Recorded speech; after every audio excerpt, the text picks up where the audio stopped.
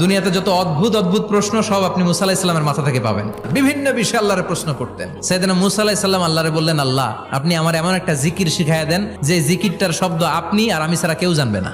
দিনে রাতে সব সময় এই জিকির আমি করব, আপনারে ডাকবো, কিন্তু শর্ত হলো এই জিকিরটা জানবে শুধু আপনি আর জানবো শুধু আমি। আল্লাহ বললেন, মুসা পড়ো লা ইলাহা ইল্লাল্লাহ।